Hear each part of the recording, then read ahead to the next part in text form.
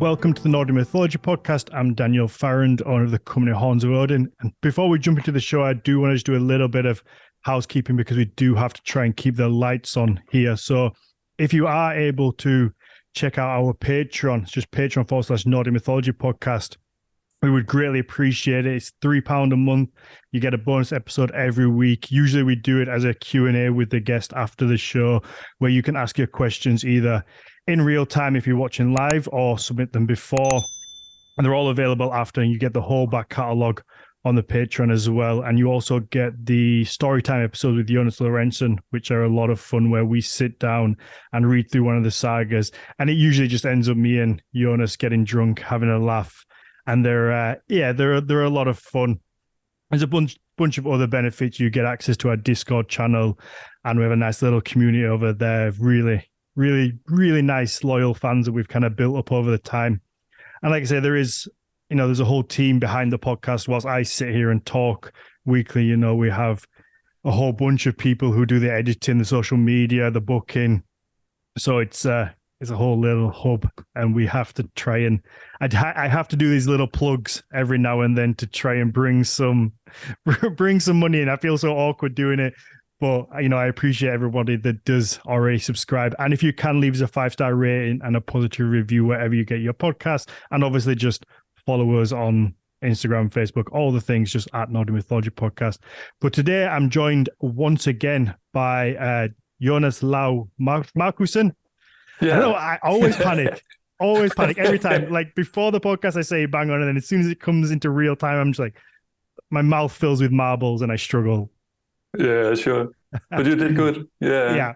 No, welcome back. Perfect. Thank you. We've been talking a little bit, like privately for a little bit now, just kind of on and off about doing some designs together, and me just appreciating the artwork that you post. Thank you. Yeah. So yeah, we're gonna talk. I mean, we've covered Viking Age artwork quite a lot on the podcast, but it's always fun hearing the different perspectives of everyone's different style. I think when we've done quite a few episodes with Luciano, but obviously I don't know if you've ever spoken with Luciano kind of one-on-one, but I've chatted a bit with him here and there. Yeah, but he's very kind of if there's no evidence for it, then no tattoos. Yeah, that's it. Yeah, he's very kind of straight down, and it doesn't necessarily play that much outside. Whereas I love seeing you kind of creating your own stuff from what's there. Yeah, because it's hard to give hard. There's a lot of evidence of lots of stuff, but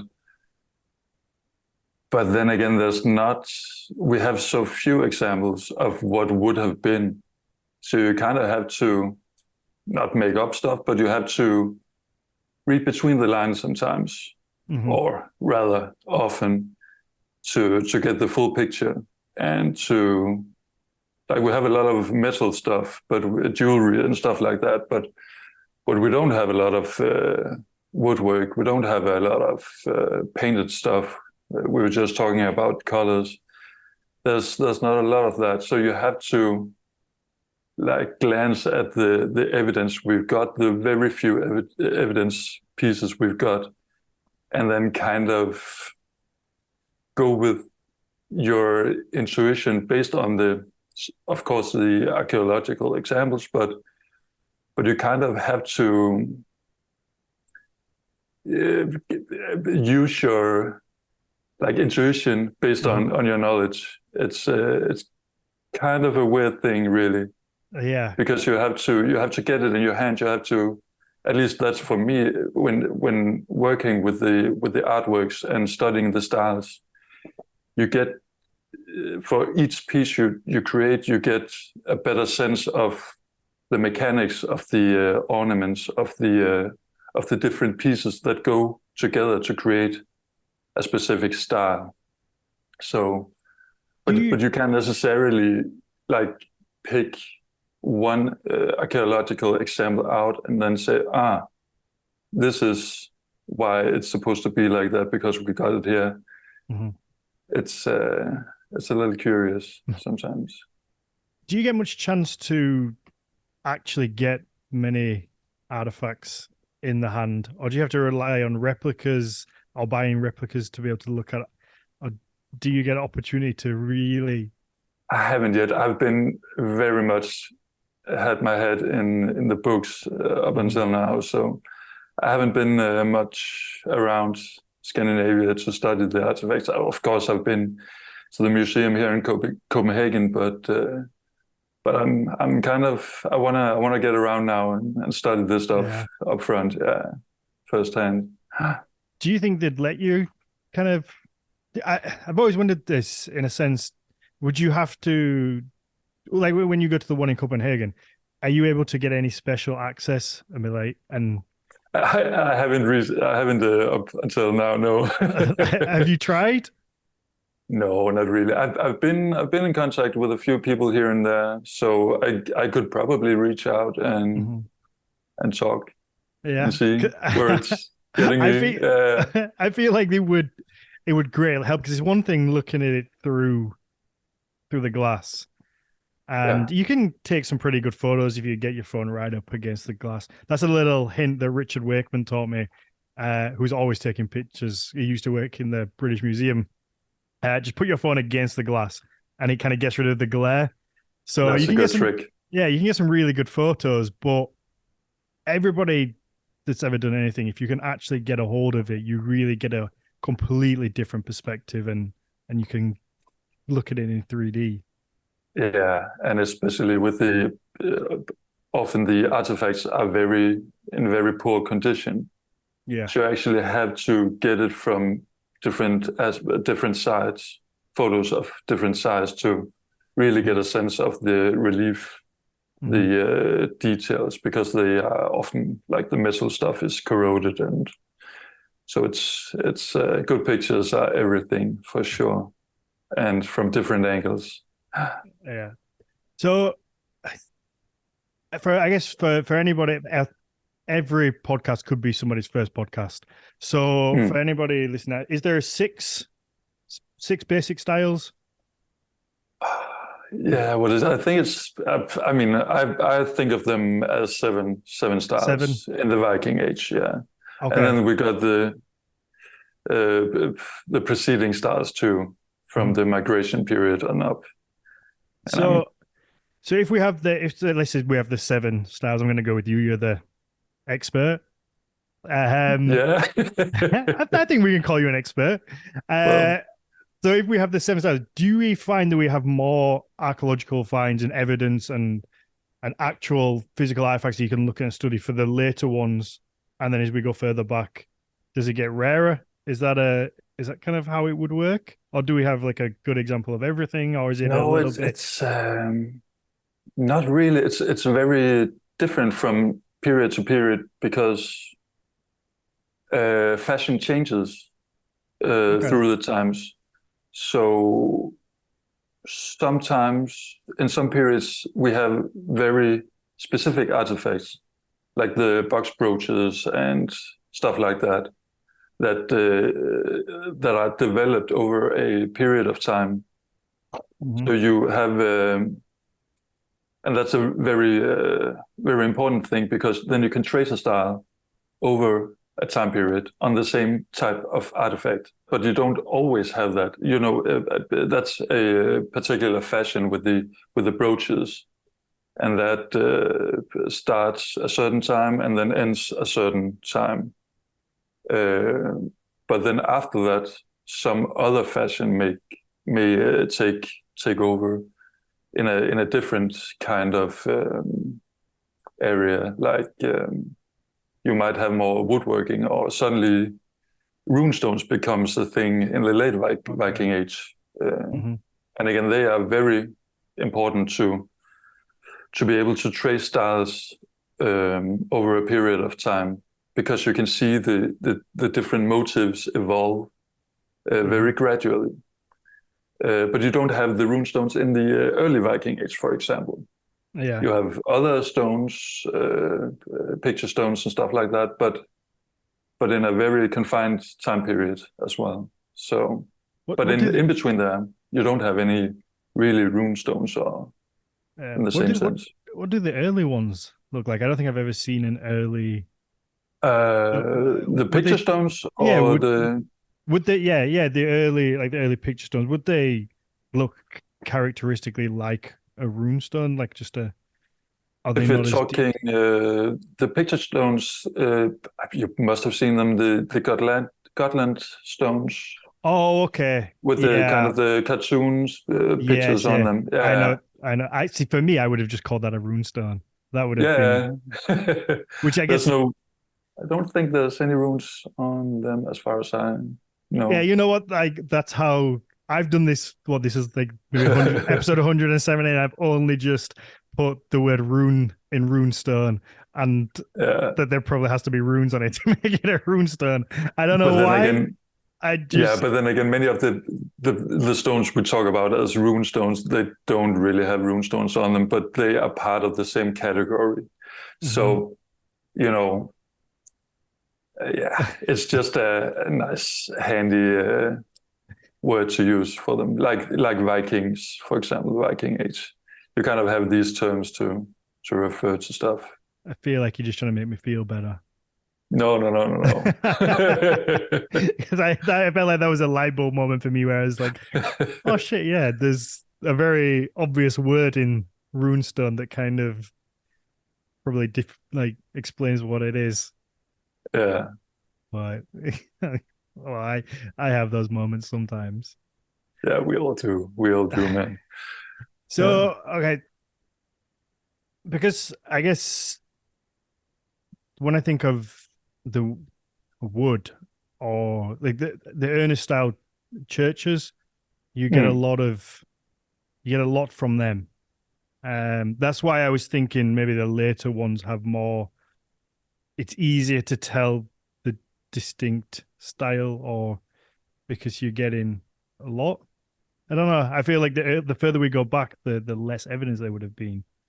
In some ways, and it also, I think for me, it also depends on what the how it's covered academically, because if I rely a lot on, of course, works of scholars who have analyzed the styles and have kind of uh, categorized and put terms on the different elements in an ornament.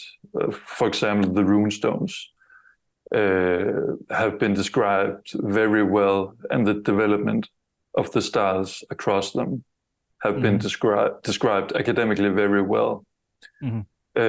Whereas in the early Viking Age, there are some styles like what I would call the Oseberg style, or what equates to what would have been the style back then, are not uh, as well described in academic terms Okay. as the later styles.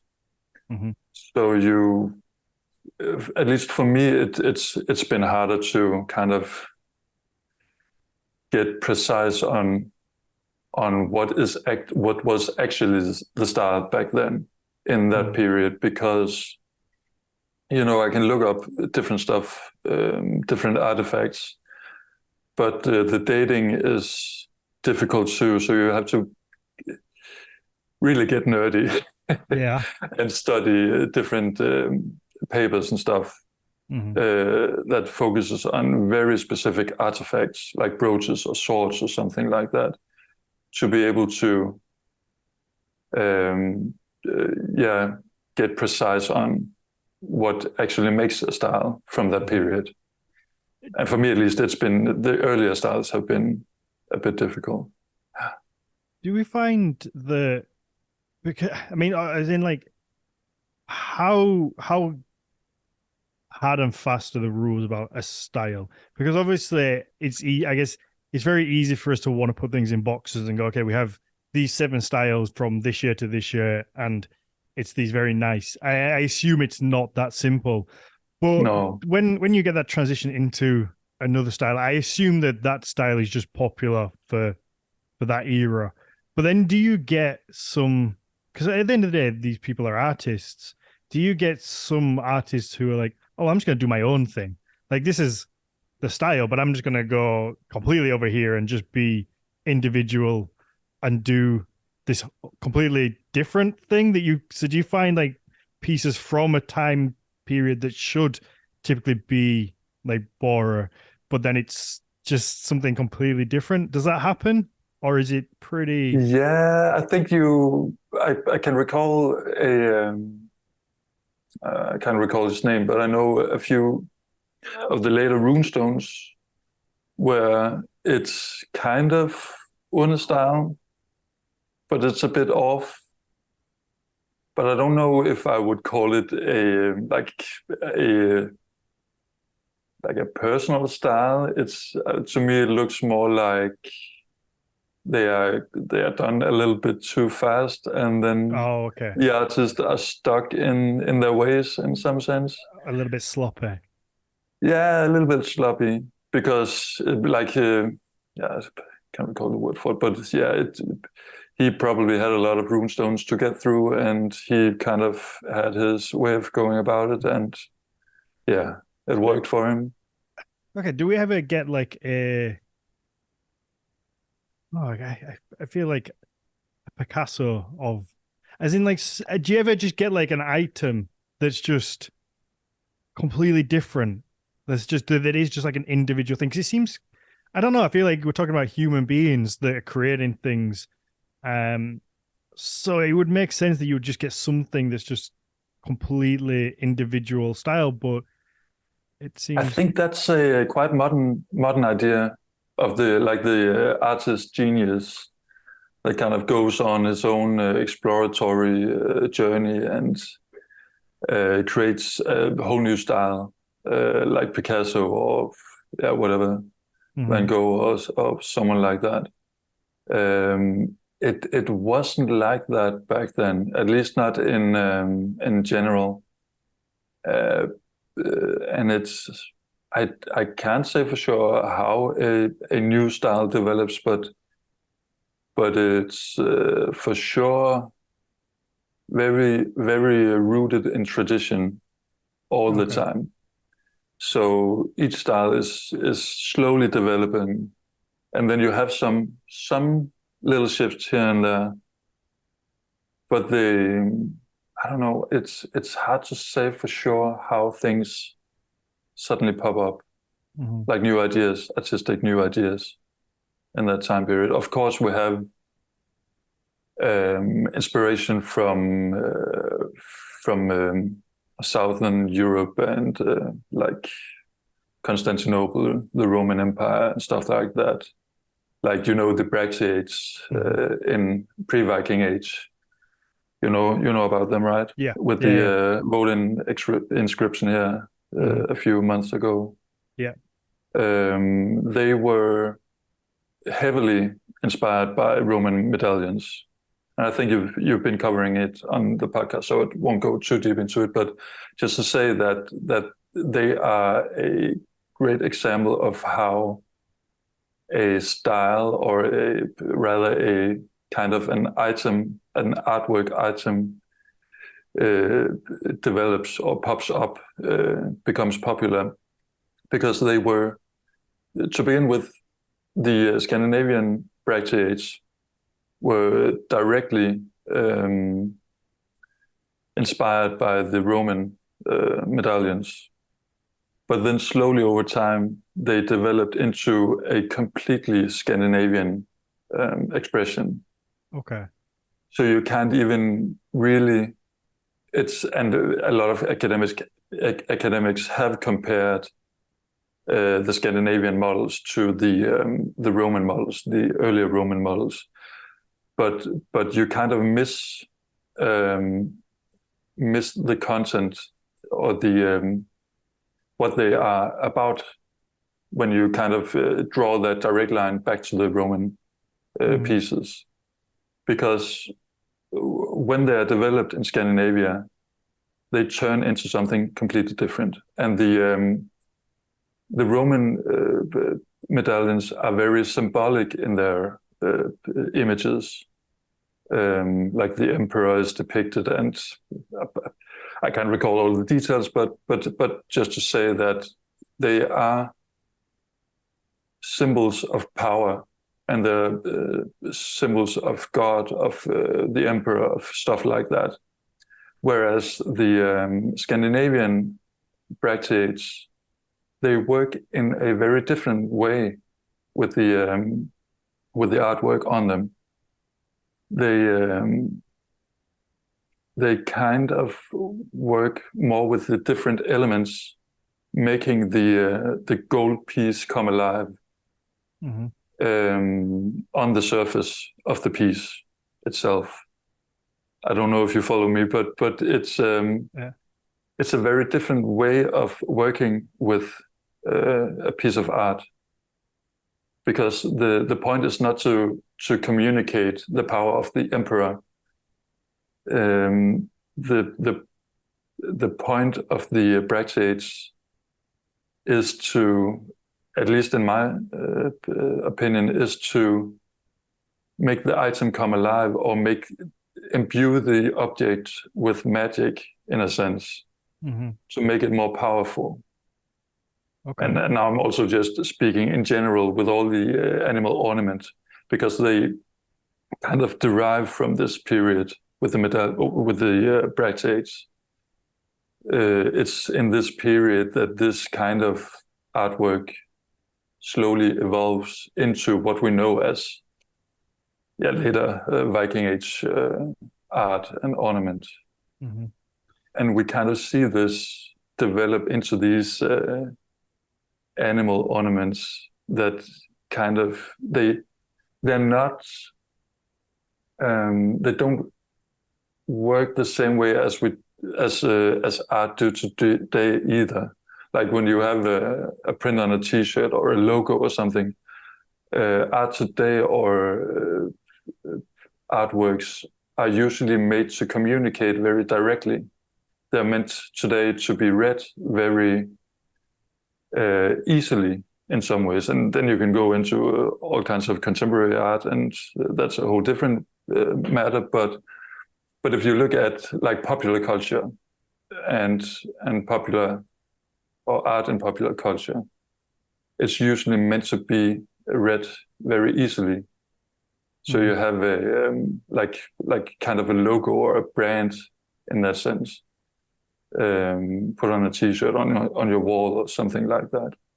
Whereas the Viking Age art was had a different role to play. So the point wasn't that you were meant to decipher the whole or to see the different elements right away. The point of them, or the point of the artwork or the ornamentation, was to imbue the object with magic, so to speak. So do you think that does that all start with, does it start with fashion, in a sense of that you have Scandinavia looking at kind of these Roman pieces and going, okay, we like that, and it's very cool, so people want to own their own little piece of that. And I guess they started out very similar, and then, like you said, over time they became their own thing. But is that just a case of like a fashion trend? Yeah, sort of, because what is fashion? It's among other things, it's about prestige, and often it's about communicating that you're important. You're an important person. You're rich. You're wealthy. You have connections. You're somebody. That's often the case, and of course that would be the same with the fashion and the art in Viking Age. Yeah, and especially with the bracteates is a very good example, because the Roman medallions was a prestige object, and they communicated wealth, so they were used as jewelry in Scandinavia. Yeah, and then slowly developed into something else. Or they were still jewelry, but they had they became something else from So the origin. were most of these things made to be sold? Would they? Because I was thinking maybe that would be an idea why you might not get too much of a personal individuality to it, because it's, if you have a market of people who want a certain thing or a certain style, then you kind of stick to that, because at the end of the day, you're there to make money. I assume, you know, so much time goes into making these little pieces that are so intricate that they, yeah, they must be. I assume that to be sold to, or would they be given away? How would that work? Do we know? Yeah, it's hard to tell because how would you know, really? We don't really have Yeah, any ledger of commerce or something like that to tell us about that. But of course, they were. We find a lot of jewelry at marketplaces around Scandinavia. So of course they were sold, many of them. But they were also given as gifts and probably also produced at a local magnet's workshop. And I would guess that like the let's call them the main objects, the originals were maybe made in a magnate's workshop, and they were quite beautiful and they were original in some sort of way, and they might inspire other artists to recreate that in their small workshops or at the marketplace, to imitate these prestigious objects going around. do we see cheap copies of things? I don't know if for most people, if they know how, I guess, like taking a cast of something works. Usually you would have the first one is really clean, and then as people kind of copy it over time, it loses its detail, because people are just, they don't have the original. They're taking a cast of what was, they're taking a cast of a cast, and then as it goes down, it's a cast of a cast of a cast, and Exactly. you lose that original detail. So do we see that where you kind of get these cheaper imitations Absolutely. of what would have been a? We see that a lot, actually. Yeah, for sure. So Do and that's the same with the runestones we were talking about before, because it's the image becomes unimportant in a way, because it's just an imitation of a fashion, of a style. So the message gets lost in a way, because it's just reproduction of a certain image or certain way of doing it. And we see that with the, I've just posted for a few weeks ago about one of the boar gripping beast pendants. Yeah. From I was looking at that before we started. That's a good example of an item that gets reproduced and cast again and again to kind of disintegrate really in the ornament. Did you think that would be a case of a king or an earl had this piece made, or it was gifted to them and it was so beautiful, and then other people saw it, or it had this almost famous kind of notoriety around it, and then other people were like, oh, I want that, similarly how we do today? You know, people, I can't think of an exact example off the top of my head, but you have something that's very expensive, and then you have a lot of imitation, or much cheaper imitation for like everyday person. You can look at how fashion is working today with fast fashion. You have all the high street brands like Chanel and so on, and then you have the chain down to H&M and all these cheaper brands copying the style of the week, of the year. So that in that way, I would guess it would work similarly to that in the Viking Age too. Yeah, because of course you would have these magnates or these kings or royal families. They must have been the ones being forward in the style, in the fashion, because they had the means to invest in stuff like that. Whereas the commoners would not have had the same means. Yeah. So you could easily see how that's trickling down. Yeah. This is one thing that's always kind of baffled my mind when it comes to this, because we get all these such ornate pieces, and some of them are tiny with incredible detail on. And I've always wondered like how people practiced, or how they, because obviously when you're drawing on your iPad with your iPencil or Apple Pencil, you can just rub it out and start again, and or you can draw a line and it's not quite right. You can just tweak it, and there's a lot of technology that can help you get it perfect. But it seems like there's a lot of time committed to these pieces, so you're not just making them on a whim. No. And you're not just investing the time and the money and the gold into making something and then hoping somebody might come along and want it. It seems that these probably are commissioned pieces, so you kind of are having to learn and practice as you're going with the piece. And I've always wondered how they're practicing, how they're. I think that's where tradition comes in, really, because I would think, and I don't know that for sure, but that would make sense to me, that you would have some kind of apprentice set up with a certain workshop somewhere, where you would be an apprentice with a master of the style. And then it would be important to reproduce the style in a precise manner. And that kind of gives you a system where tradition becomes important, and it's being delivered from generation to generation of artists, really. So do you think you would have would a certain style have a central hub? Is that represented in the archaeology, that you would have like one master in, say, an area or village, and then those pieces with a particular style would be made there and kind of then sent out from there? Or would you have these pieces made all over? Yeah, I guess I'm not too sure about it, but I guess that's the academic consensus.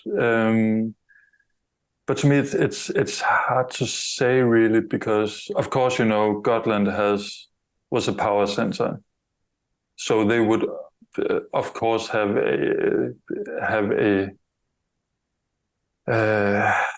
means, become a power center of the arts too, and we see that obviously. But it's hard to pinpoint really where a style originates, or because we don't have the full picture. Mm-hmm. So you can say sometimes, or see sometimes, that in a certain area we find a lot of stuff in a particular style, in a particular type of artifact, and they may be connected to a workshop site that we see in an archaeological context too. But I think it's hard to connect that directly to then say, well, this must be the place that this thing originates, because do you know really? You can say that a certain style was very popular, or or that there were many workshops in a place like Gotland, or in Jelling or something like that, because obviously. But to say something specific about a style and its origin, that's hard, I would say. But so I guess different people have different opinions about it. Yeah, I was wondering if it's not purposefully misleading, but because you get a lot of the style names are named after either where something was found or the find. So like Oseberg, I assume, is named that from the ship. And I would guess, and it is, or the grave, and you get the border style because they were found in border. Yeah, but then again, you have the ringrige style, which is named by a sort of stone that were made for rune stones, but it has nothing to do with the style. So yeah, actually, let's put a pin in that because I want to come back to that. But yeah, so you get these styles of where things were found. So you kind of, or at least maybe me naively assumed that maybe that was where it originated, or that's where it came from, or that was where no, not at all. the central hub, or there was a master there, and that, you know, that was kind of like the powerhouse for this style. Yeah. No, usually it's the style will be named after a certain find, but it has more to do with the archaeological find more than when it was or where it was originating originally. In the Viking Age, it's like the Oseberg star or the Oseberg find is a spectacular find. So obviously you would name a style after that because that's the first time you discover that style. Yeah, and the same with other styles. They get named after, for example, the boar find, because you suddenly discover a piece of artwork that is different from what you've seen before. So you name it after that place. That's the gist of it. Do any of the styles only exist in the place where they're found? Has that happened? Say, for example, with the Oseberg ship, like that's the first place you see that style, but that's the only place you see that. Like you don't find that examples of that anywhere else. Yeah, actually, especially with the Oseberg style, because that's a little contentious. I've named it Oseberg style in my book, and I used the term to describe the style period from that time. But I don't know if there's a consensus about that or around that in academic circles, because that's a bit of a black spot. And personally, I've had time drawing the connections from like the boar style before that, the Oseberg, to the boar style after the Oseberg style. But we have the Oseberg find right dab in the middle between the two. Okay. So that's why I personally have used the term, because we see, and especially in what is what we for sure can say is made in that. I mean, the Oseberg find, to give a little more description about it, is made up of different style periods, really. So you have some of it is in boar style, and some of it is a little bit later, what I would call Oseberg style. And it's quite different from the later boar style. So you have this these different styles, really. Mm-hmm. But at least to me, it's obvious that there's a through line between the three styles there.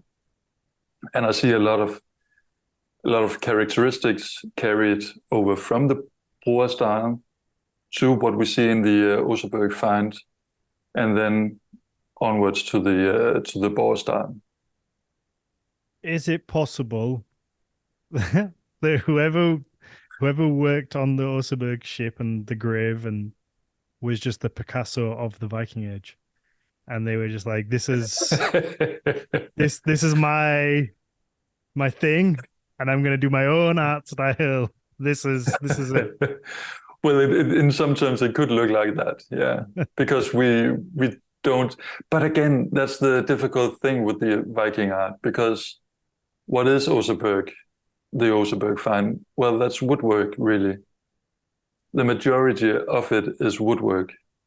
Yeah. So how would you compare it to like the boar find on Gotland that gave then its name to the boar style? Because that's metal pieces from a harness, and that's a completely different artifact. And again, with the boar style, they're named after, or what we find a lot of is harness pieces or jewelry and stuff like that. So in that way, it's really difficult to connect the pieces because you have so much difference in the outputs, really. Mm-hmm. And again, the Oseberg grave was robbed or destroyed, so we don't have a lot of the metalwork there. Mm-hmm. Um, Yeah, I can't help but I don't know. I can't help but think of people being individual, and if you were gonna make this the I don't know because I don't know if you were gonna make something so elaborate, it would be hard for me anyway. But I can only talk from like a personal perspective and a modern kind of eye, I guess. That if I was going to have something built like the Oseberg ship or the chariot that's in there, something that's clearly very ornately carved, that I couldn't help but just be like, I don't want this to look like anything else that's been made. Put like but see, a little I twist on think it. that's exactly the thing, because what we were talking about earlier with the tradition and, the point with the style, with the artwork, is to imbue the object with magic. And what's more powerful than tradition, really? Mm-hmm. To like when we talk about the myths and all these stories, they develop over centuries, and the same with the artwork. That the most powerful thing you can do in creating your art is to draw on the tradition, because it's fucking powerful. Yeah. It's imbued with this history, your lineage, your all your cultural stuff, your legacy, really, from your ancestors, from all that energy, all that power you're drawing into the object Mm-hmm. through the artwork, in a sense. You've touched on the big question that I've been holding back because Mm. I feel like there is not going to be an answer to it, but I have to ask it anyway. And I guess it's kind of why go through all the effort to ornately carve some of these pieces in the way that they do and do the art, because the artwork maybe to like an outside eye is just like a bunch of squiggly lines going over and under each other. I don't know. Maybe to some people, but if you ever try to do it and actually draw it, it's fucking difficult. Yeah, you gotta know what you're doing. The Ringarika style terrifies me. I mess about like drawing, and it just was like it's insane to me. Especially to do it well. It's so easy to fuck up and make it look horrible. Mm. So it's like you said, it's kind of that thing of putting magic into it. But I was just thinking like why? It can't just be just because, just to decorate. It can't just be like a monetary value of like, oh, look at this cool. Or could it like could it, do you think maybe we look into it too much? That's definitely an aspect of it, because the more elaborate, the more expensive, the more the more it glistens, the more it's the richer you are, the wealthier, the more important you are. Of course, that's an aspect, but that's not the whole story. I would say that is a very modern thing, because some people do that today, don't they? They'll buy a T-shirt for £200 that's exactly the same as another T-shirt, but it's got a little tiny logo on it. But they know that anybody who looks at that little logo is going to go, "Oh, they had £200 to spend on that T-shirt." So I guess it's a very similar thing. Whereas we've maybe gone a little more minimalistic with it, and things don't hold the same value. Whereas I would much prefer to buy something that's taken somebody hundreds of hours to perfect.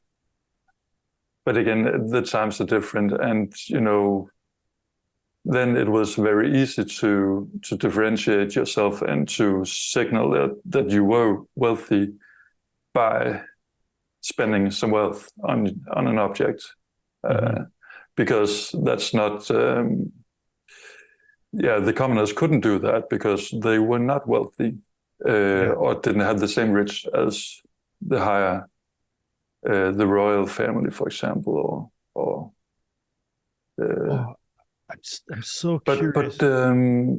But again, I can't remember what we were talking on exactly, but I was just wanting to get back to the importance of the maybe the intricacy and why that is. Yeah, I guess the overall question was like, why go through the lengths to make these things so detailed, so complex?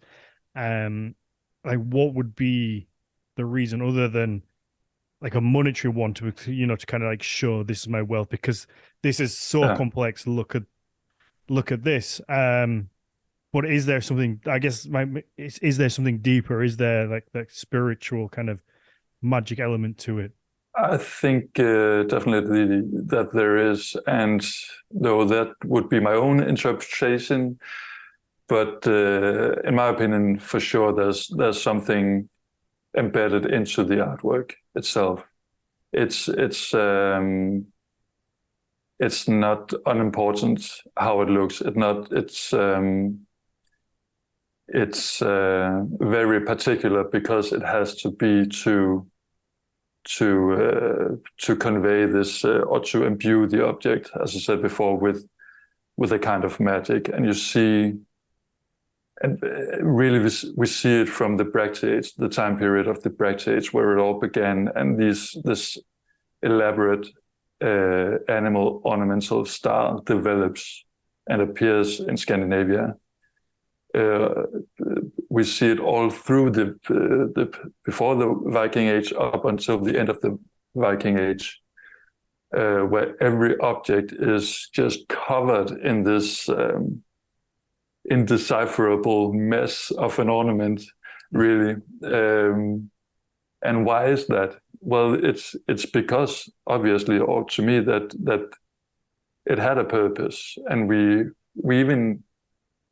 I can't remember the exact saga, but in the Icelandic saga, we now and then have references to swords with like legendary swords with little snakes on it that you have to talk to in a certain way to appease it to behave and help you.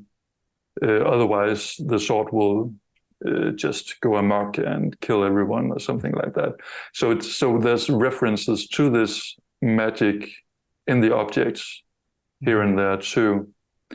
And when you look at it, it's just obvious that these were not meant to be deciphered easily, as I was talking about before. The point was.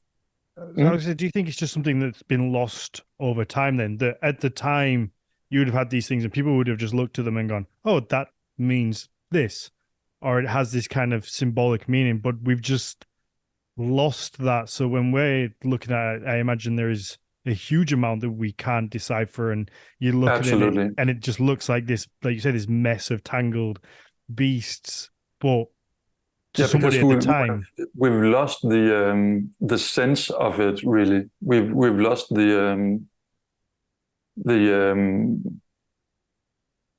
we can't see it really anymore.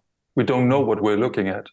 Like they would have, it would have been obvious to them back then what they were looking at and how to perceive it, how to perceive it. Whereas today we have a completely different optics in the way we perceive things. Yeah. Like we were talking about before with fashions and brands and logos, and there's some symbolic value of an artwork. It's a completely different mode of experiencing art, of using art, trading art. It's back then it had a completely different purpose in society, and it was so heavily connected to this magic element. Yeah. Connected to the myths, connected to, I see it especially connected to shape-shifting in general. because that's so embedded in the culture and the sagas and the myths and the graves we found, and of course, again, the artwork, where we have all kinds of expressions of some animal or some being, kind of, again,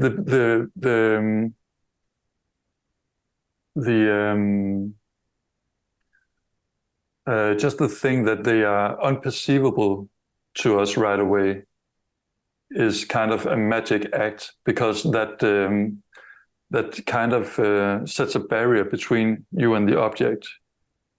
So you don't know what you're dealing with, in a sense, because it's foreign. It's liminal in a way, because it's neither this or that. It's some kind of weird, untouchable thing. Yeah, and that's an effect that's used throughout the or the artwork. We see it in the Bracteates, where we see in the Roman objects, in the medallions from the Romans, we have a very clear picture of the emperor on the medallions, whereas the Scandinavian later versions, the Bracteates, we have some sort of a king figure on a horse, but he's not that clear in his portrayal. His limbs is sometimes disjointed. He's sometimes merging with the horse. There's examples where he's kind of putting his arm into the horse in a way, because you can't differentiate what is in front and what is behind. Yeah. And you have these animals, you have birds and horses and wolves and stuff like that in one kind of motion around the medallion or the Bracteate, kind of morphing from one to the other, and often coming out of the mouth of the person depicted. The motion of the ornament starts with the mouth, like a magic expression, like casting a spell, and then turning into a bird, then turning into something third, and in that way. It's so fascinating because they clearly had the skill to do such ornate details, and then sometimes you look at it and it just looks like, again, it's probably very offensive, but to like an untrained eye can look quite sloppy, or a little bit, I don't know if rushed is the right word, but I don't know if childlike is the right word either, but like, very, just not what you would, I don't know what you'd expect, but it's like, I assume it must just have some complete different meaning, or the intention is a little bit different, because the skill is there to do something that's amazing, but the focus must just be on something else, I guess. Does that make sense? Well, yeah, exactly. And we're coming back to the same point, because like in modern times, often the point is to depict something clearly, and if you're making a portrait of something, you want it to look like the person you're depicting, because that's the whole point with it. Whereas here, it's not meant to look nice in that sense, or look accurate. The accuracy refers to the magic aspects of it. So if you can generate a certain style in a certain tradition, then you can imbue it with the magic that is linked to that tradition, and then it can turn out rather childlike in our eyes today. Yeah. So, why do you think it's littered so much with beasts and sometimes undistinguishable beasts that look like nothing else? And I've always wondered where they come from, because obviously in sagas and mythology, obviously you have monsters, but at least maybe this is I guess modern perspective playing too much of a part, where all the monsters that I can think of are kind of all based on real life things, other than maybe like a dragon. But I guess everyone knows what a dragon looks like. But again, is that just me thinking of what a modern Do we? dragon? Yeah, is Yeah. that just a modern dragon? But you get, other than that, like the monsters, like I guess Jormungandr, like in my mind, it's like a serpent or a lizard type creature. Yeah, or it's ask Matthias about it, and he'll give you a Yeah, story about that. and then you get, Um, and again, like Sleipnir would be like a horse type thing, but in the artwork, you just get these almost grotesque style monsters with, yeah, and a lot of them have like these big headdresses, and I've always wondered like where they come from. yeah, yeah. Again, we take it far too literal in the modern times, and how we perceive it and how we use it, and the modern renditions of it, like in Vikings and the popular culture, is very much concerned about more of the obvious, the perceivable motives, like a ferocious wolf head or something like that, or a violent warrior type, stuff like that, or the fantasy inspired stuff with the dragons and from Tolkien, in that Yeah. area. But when we look at art from the Viking Age, we don't have these categories in the same way. And I often get asked, like, how do you draw a wolf or bear or something like that in this and that style? And it's like, well, it's not really possible. Yeah. You can churn out something that mimics a bear in modern eyes, but back then it's exactly what you're talking about. This generic beast, or this there's basically two kinds of beasts. There's birds and there's mammals, really. Mhm. Yeah, Luciano once showed me one that he said was a lion.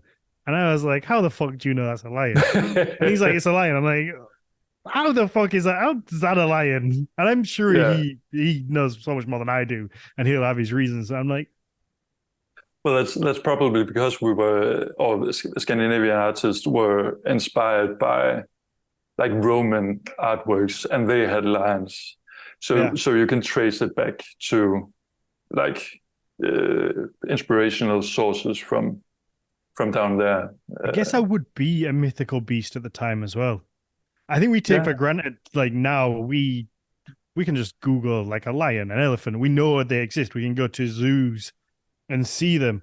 Whereas at the time, you would have maybe seen artwork or heard rumors from people who traveled and they'd seen a fucking How do you describe an elephant to somebody yeah, who's never exactly. seen an elephant? It's like, that's a mythical monster.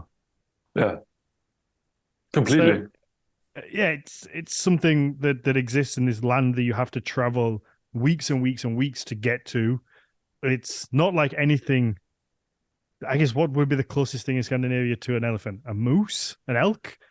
Yeah, That's the only thing I can think of that's relatively anywhere near that similar size. Not even but it similar doesn't come size. close even. No, no, No, no. Yeah. like, oh Or a yeah, that, giraffe. I mean, yeah. How yeah, would you explain that? yeah.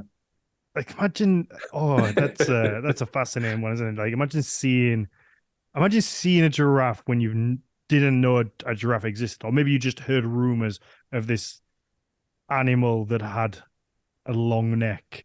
I don't mean Yeah. like not just a long neck, like a really fucking long neck. And then seeing it, it must be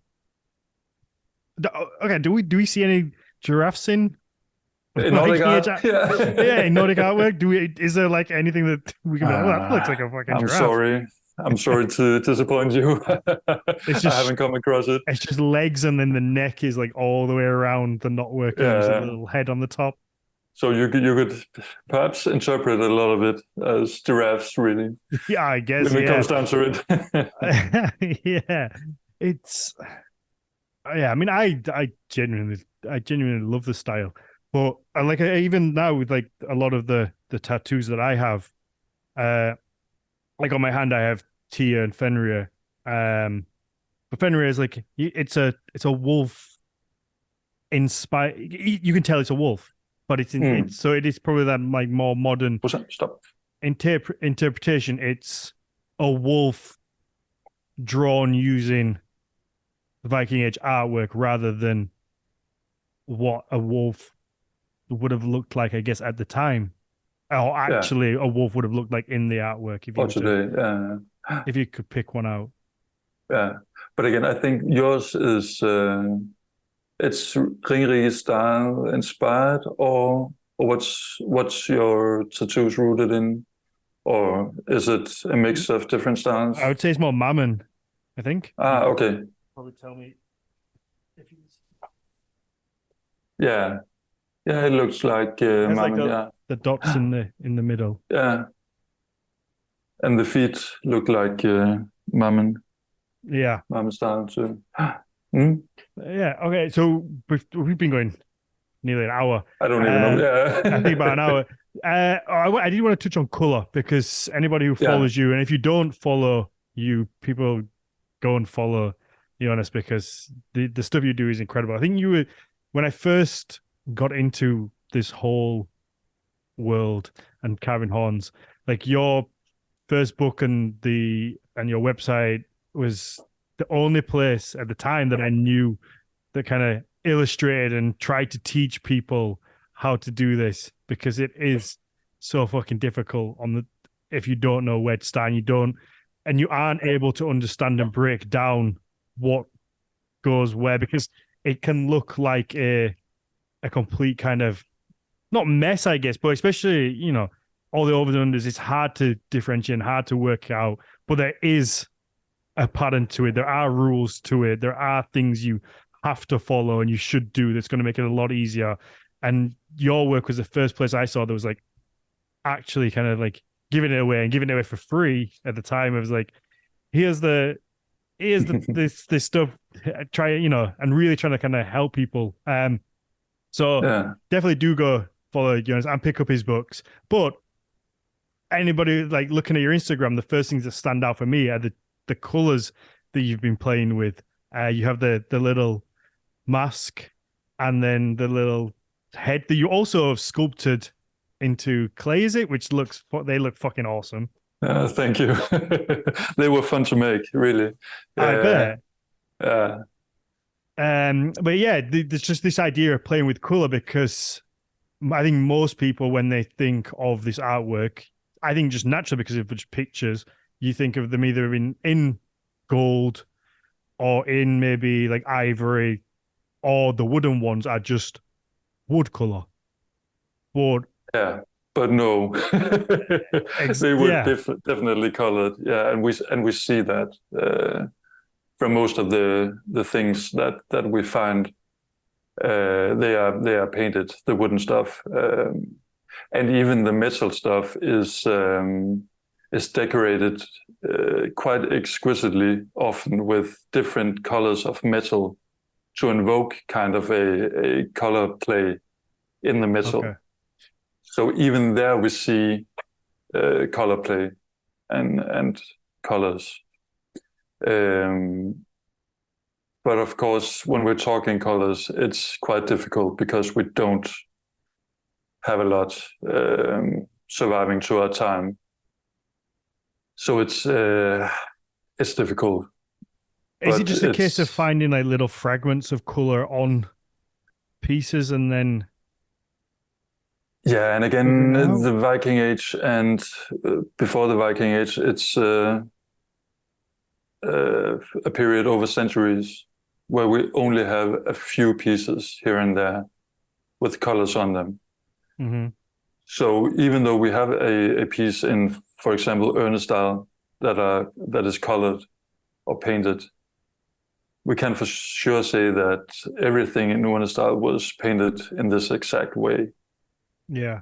So we can have an indication of how, and that's where you kind of have use your intuition based on your experience working with the artwork and the mechanics of the style and of how colors are used in metal, and try in some way to transfer it to woodwork. And what I've been working a bit with lately is to kind of try to like draw parallels between the ornament in metalwork and in woodwork, for example, and see where there is some kind of parallel. Mm-hmm. And for example, texture patterns and stuff like that. Yeah. Just to get a sense of how to go about it, because like the pieces I've done recently, they are sculpted in some white polymer clay. But if you're going to paint it, you can't just lather on a cover of paint and then call it a day, because obviously the pieces were painted with various kinds of patterns.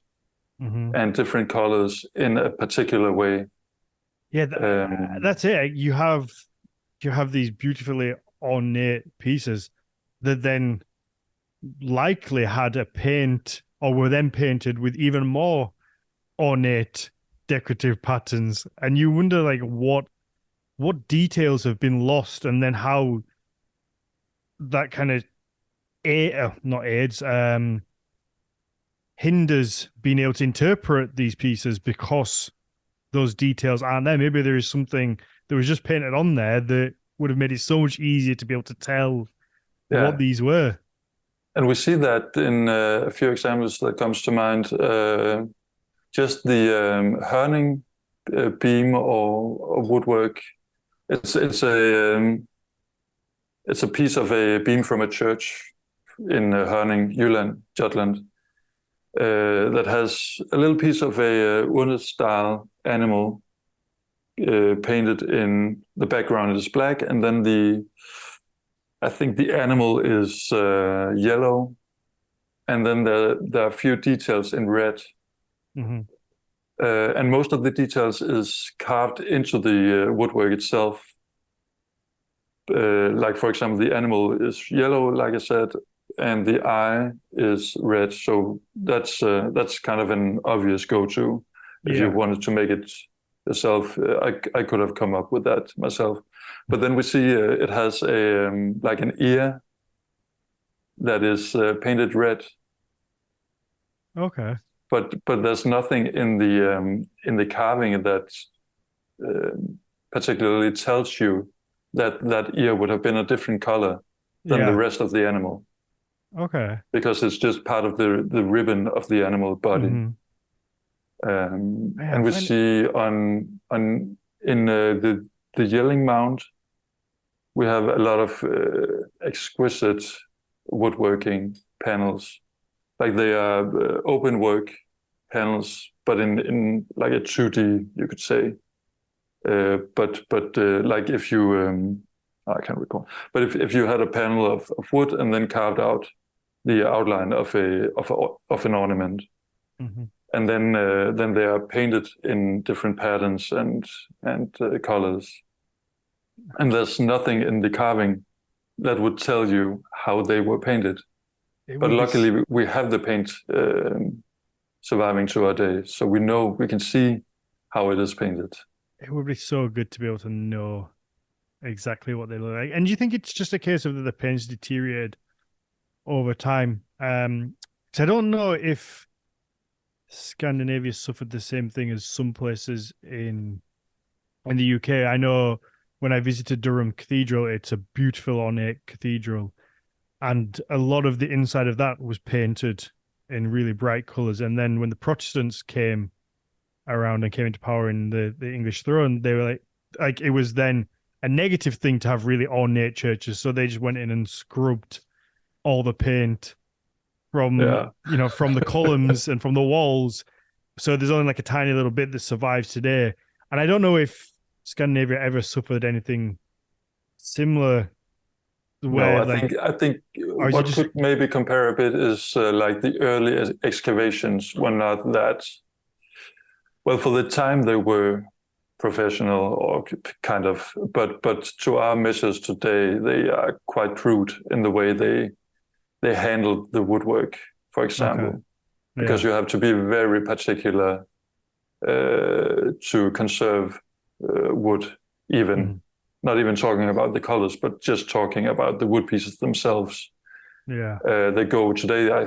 I'm not an expert in this area, but they go through a lengthy process, like soaking in different fluids and stuff to kind of preserve them in the shape that they were, to not distort and shrink. It's almost, I guess, like impregnate them with something that would give the structure back to them. Yeah, and I guess the paints they were using would have just flaked off over time. It's not like. Yeah, I think it kind of, as far as I understand it, when you take it out of the ground, it very quickly, like right when you lift it out of the ground, it's very colorful, and then just in a matter of minutes or hours, it just completely vanishes, more or less. So it's it must have been incredible to be at the Oseberg burial and lift things up off the ground to see the colors just beam at you, and then just disappear, disintegrate. Yeah, and it's almost it's disappointing, but it's also a very beautiful moment for whoever is there holding it. And it's just this, nobody else is ever going to experience that moment and that thing happening of just picking this beautiful item up with all the paint on it, and then it's just gone. A reverse Polaroid, yeah. Yeah, it must be. Yeah, and also, as an archaeologist, you must be so fucking disappointed when that happens. You're just like, what? Where's the camera? Somebody do something, put it back on. And you can try and describe it all you want, but it's never going to work. Yeah, we have some illustrations of some of the early finds. Colored illustrations, so in that way it gets delivered to our time, but that's the only way we know about it. Yeah, human memory is not always the best, though. No, not at all. Let's think. I'm trying to think of the last things we have to cover before we wrap up. I guess we were going to touch on bringing the artwork into the 21st century. How we, I guess, I don't know how you.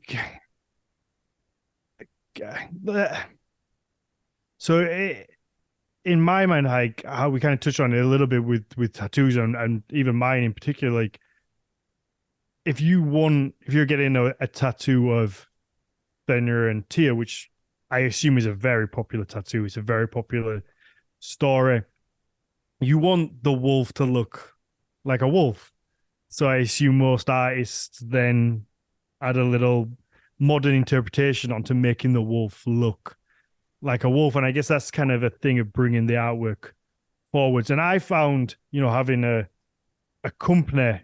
contemporary company who deals with, like carving horns or T-shirt designs in particular, the more original you go with a design, and particularly like the more original and ornate and very of the specific Viking Age you get, the less popular it is. Even though people love the Viking Age and they love the artwork,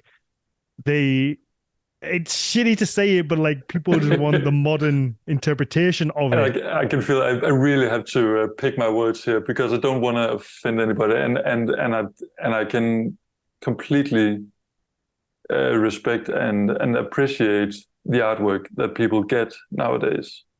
Mm-hmm. But still, that's kind of the thing that I was curious to discuss also. Because I would love if people were a little bit more open to kind of dig a little bit deeper into what is actually behind the artwork, or what's like and I'm actually glad that we have this conversation that we had, because I think we got around a lot of what I actually would like to bring to the forefront and bring into the 21st century when it comes to Viking art, or what you would call it today. Because I think it's such a shame that we disregard these magical capabilities that I was talking about, because it's so inherent and so important to the art styles. Yeah. And I think, for me at least, that's where all the juicy stuff is. And it's wolves and stuff like that. It's all good. It's cool and stuff, but man, there's so much good stuff in the other things, with the shape shifting and the all the different ways of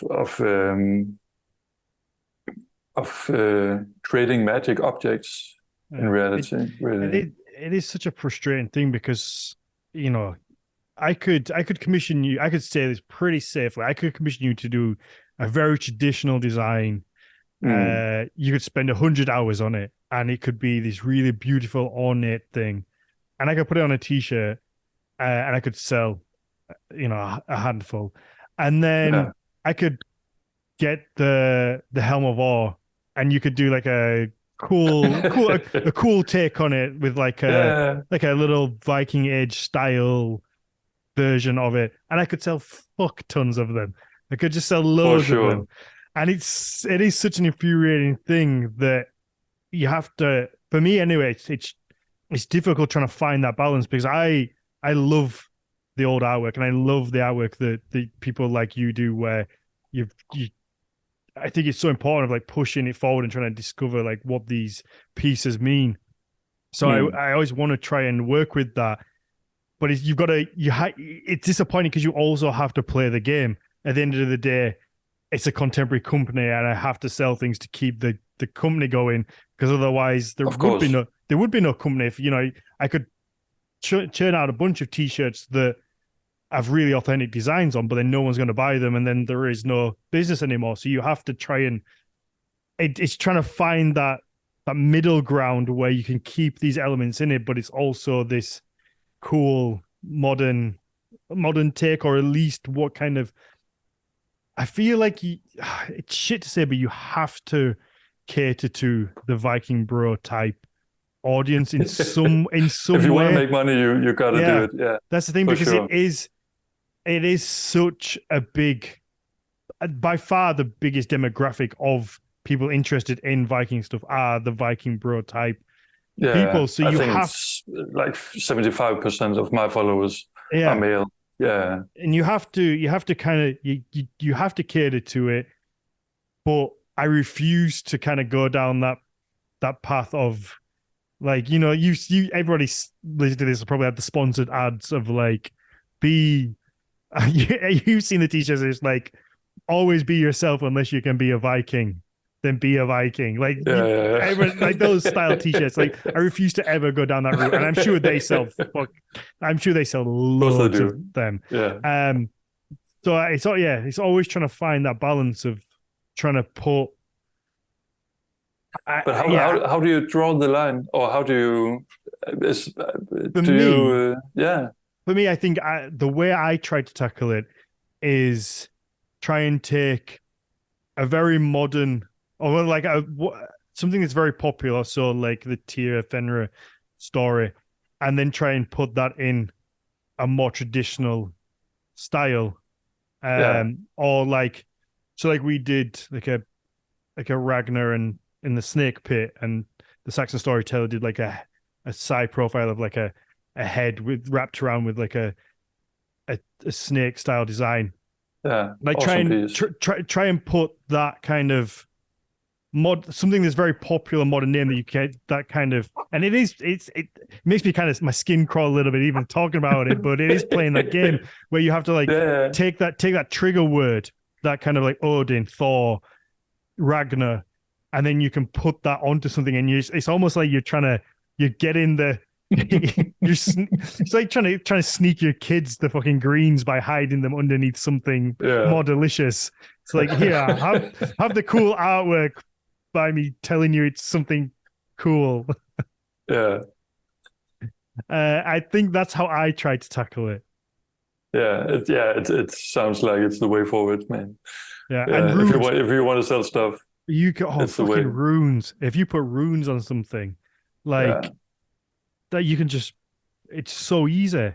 The runes don't even have to yeah. fucking say anything. Just put runes on something, and people love it. Like just there Bind are these. runes, bind runes.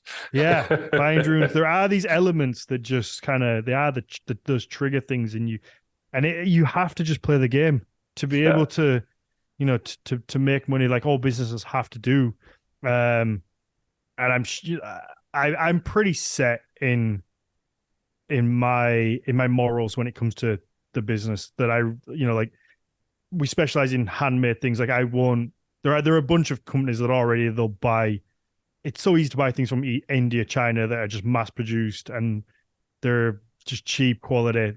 There's so many people doing that, and I could probably make more money doing that. Just market it right, and you can just yeah, ship it out. But like my morals state to me anyway that I'll always yeah. try So and support. that's where your integrity Yeah, lies, so especially. that's like my Yeah, cutoff is like to just try and keep things and that's great, man. work with people like you, work people with like the Saxon Storyteller and Luciano if we can, and try and Yeah, have all these people that know more and support all these smaller companies, I guess. And yeah. it's not the best business model because No, well, tell me about yeah, it. because Yeah, it is a very difficult thing to buy things from other people that are hand making them and then be able to mm, resell them for a profit. It's a very difficult yeah, thing because I'm never going yeah. to try and screw somebody down on. I know what it's like to make a handmade product, so I'm never going to be able to screw somebody down on something that they hand make. No, But and you there's also just a limit have, for what people are willing to pay for yeah. it, and I mean, of course there is, So you have because to find that it's balance yeah, of like I'm gonna have to buy this from you, but I also have to resell it yeah, to be and it's so it's not the best business thing, but I enjoy it and yeah. hopefully we support a bunch of people and as long as I can make a living, then I'm That's the main happy. thing, man. It's just yeah, Yeah. and I'm quite happy with just being comfortable. As long as me and Rocco have a roof over our heads and we can go hiking on a weekend, then I'm pretty happy. Yeah, So that's great, man. should we wrap this up and then we'll do like a little bit of a Q and A? Sure. Like I say, a few more people have jumped in since we started. We can do a little Q&A. People can ask you some questions and or we can have an extra chat. And like I said at the start of the show, if you want to listen more of this conversation, and usually the Q&As we can go a little bit more off topic. We'll diverge a little bit. Yeah, and just have a little bit more chat. So you get that bonus episode when you support us on Patreon. It's just Patreon/Nordic Mythology podcast. I don't know if you can hear Rocco in the background, giving the odd little bark. Kind A of, little bug, yeah. yeah, he's telling people like support, do it, £3 a month. He's there, the little cheerleader. He's letting people know. Yeah, and like I say, if you can leave a 5-star rating and a positive review, we always appreciate it. And then, Jonas, if you want to let people know where they can find you and support you and definitely pick up your books.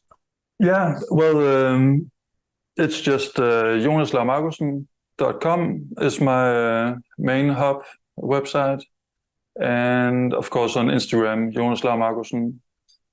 And then I would say go check out gelmir.com, which is also, I think it's linked on my Instagram.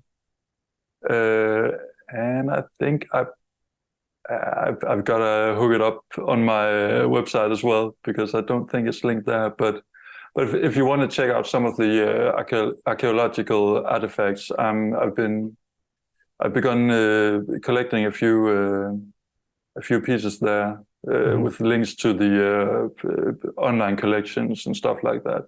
So you can, for example, go check out the yelling woodwork is listed there, and the Herning beam that I was talking about before, or the boar harness mounts is on there too, and a lot of other stuff. So go check that out. Project Gelmir on Instagram. Mm-hmm. So yeah, I've been a little bit slack recently. I'm gonna tomorrow is my mission. I'm going to pick up a bunch of the books wholesale to get on the website. Yeah. Yeah, I've been meaning to do that. I've had a fucking whirlwind of a year. So, but yeah, I've been meaning to do. So I'm going to do that. I'm going to do that tomorrow. I'm going to make sure I get some of them so you'll be able to find it on No worries. Horns of Odin. And we've been working on something behind the scenes that we're gonna Stay tuned. yeah, so we're gonna do a few little bits, which is a lot of fun. I can't wait for that. But yeah, this has been a lot of fun as I thought it would be. Absolutely. So yeah, we'll jump over and do a little bit of a Q&A. Like I said, if you want to listen to that, you can get Awesome. all the Q&As with the guests on Patreon. Perfect.